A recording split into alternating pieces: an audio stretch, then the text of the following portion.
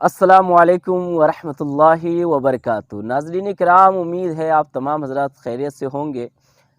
ہم گاؤں آئے ہوئے ہیں اپنے، اور یہاں پہ موسم تھوڑا ٹھنڈا ہے، تو سردی کا موسم ہے۔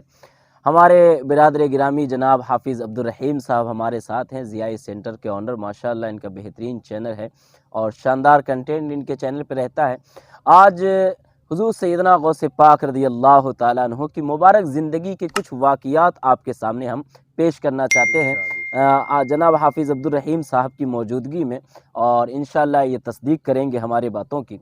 دوستوں اور بزرگوں، حضور سیدنا غوث پاک رضی اللہ تعالیٰ عنہ کا یہ مبارک مہینہ شروع ہوتے ہی ان کے چاہنے والوں کو، ان کے ماننے والوں کو، ان کی زندگی سے جڑے ہوئے واقعات کی تلاش کرنا وہ شروع کر دیتے ہیں۔ اس وجہ سے میں نے چاہا کہ آج حضور سیدنا غوث پاک رضی اللہ تعالیٰ عنہ کی زندگی کے مبارک گوشوں میں سے چند گوشوں کے اوپر روشنی ڈال سکیں، تاکہ ہمارے علم میں بھی اضافہ ہو سکے اور ہم بھی ثواب کے مستحق ٹھہر سکیں۔ سب سے پہلے دوستو ہمیں یہ جاننا ہے کہ حضور سیدنا غوث پاک رضی اللہ تعالیٰ عنہ کے والدین کیسے تھے، کیونکہ جس کے بچے ولایت کے مقام پہ فائز ہوتے ہیں، یہ یقین رکھیے کہ اس کے والدین کوئی عام نہیں ہوتے ہیں، بلکہ وہ بھی خاص، بلکہ اخص الخاص ہوا کرتے ہیں۔ اور والد اور والدہ کی تربیت کا نتیجہ بھی ولیوں کے اندر، بزرگوں کے اندر دکھائی دیتا ہے۔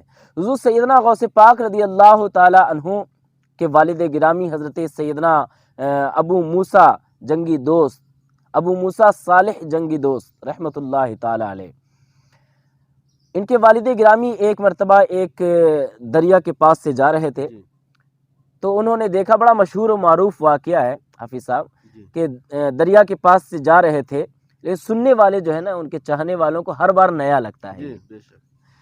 تو دریا سے ایک سیب بہتا ہوا گزر رہا تھا، ان کا تقوی اور طہارت دیکھیے، اور یہیں پہ ان کے والد اور ان کے نانا کا بھی مقام ہمیں معلوم ہوتا ہے۔ تو سیب گزر رہا تھا، بہہ کر کے جا رہا تھا۔ حضور غوث پاک کے والد جو تھے، حالانکہ بہت ہی مالدار خاندان سے تھے، لیکن اس کے باوجود وہ فقیری کی زندگی گزارتے تھے، جنگلوں بیابانوں کی خاک چھانتے رہتے تھے، عبادت اور ریاضت میں زندگی گزارا کرتے تھے۔ ایک سیب بہہ کر کے جا رہا تھا دریا کے اندر سے، بھوک لگی ہوئی تھی، تو انہوں نے وہ سیب نکالا اور کھا لیا۔ کھانے کے بعد ان کو دل میں یہ آیا کہ نہ معلوم یہ سیب کس کا تھا، اور میں نے بغیر اجازت کس کو کھا لیا۔ حافظ صاحب بتائیں گے کہ اگر ایسا آپ کے ساتھ لمحہ ہو جائے تو کھا سکتے ہیں، شریعت کیا کہتی ہے حافظ صاحب؟ کہ کھا سکتے ہیں، ایسا سیب اگر بہہ کے جا رہا ہے تو کھا سکتے ہیں، لیکن ایک متقی، پرہیزگار، اللہ کا ولی، اللہ سے ڈرنے والا، اس کے دل میں یہ بات آئی کہ نہ معلوم کس کا سیب تھا اور میں نے بغیر اجازت کے اس کو کھا لیا۔ تب چلے تلاش کرنے، جدھر سے سیب بہہ کر کے آ رہا تھا ادھر چلے۔ جاتے جاتے دیکھا کہ باغ ہے، جیسا کہ ہم لوگ ایسے باغ میں بیٹھے ہیں، اس کی شاخ یہ لٹک رہی ہے، اسی طرح سیب کا ایک شاخ جو ہے دریا کی جانب لٹک رہا ہے۔ تو ان کو لگا کہ اسی سے بہہ کر کے جاتا ہوگا، تو اندر گئے باغ میں، تو ایک بزرگ، سفید داڑھی، سفید بال، نورانی چہرہ، اور بڑے ہی خوبصورت نورانی چہرے والے بزرگ بیٹھے ہیں۔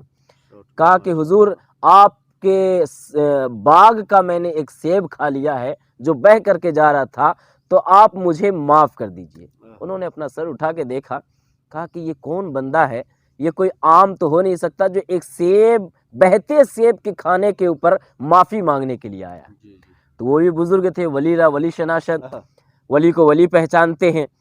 تو انہوں نے کہا کہ میں تم کو ایسے معاف نہیں کروں گا، پہلے تم کو میرے باغ کی باغبانی کرنی ہوگی۔ بعض روایت میں کہ 1 سال کا بولا، اور بعض روایت میں کہ 12 سال کا بولا ہے۔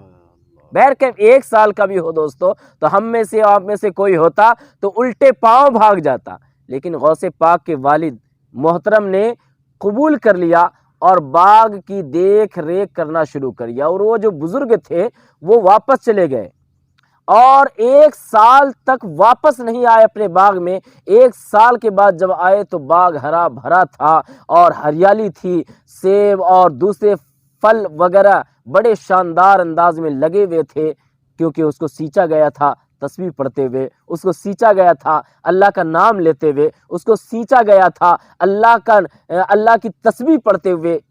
اس وجہ سے اللہ نے اس میں بے شمار برکتیں عطا فرمائی تھی۔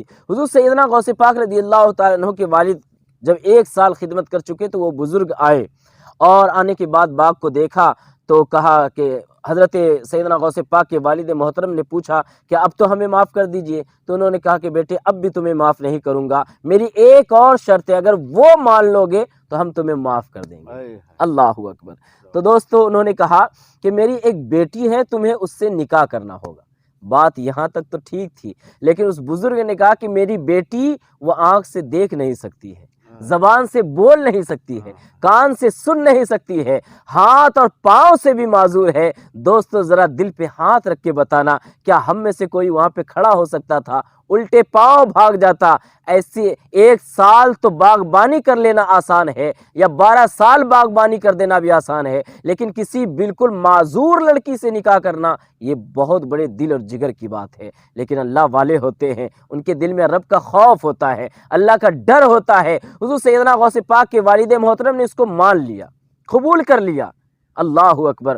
حضور سیدنا غوث پاک رضی اللہ تعالی عنہ کے والد محترم تشریف لے گئے، نکاح ہوا۔ نکاح کے بعد جب پہلی شب میں حضور غوث پاک کے والد محترم تشریف لے گئے شب زفاف میں، تو ایک حسین اور جمیل لڑکی چارپائی پہ بیٹھی ہے۔ اللہ اکبر۔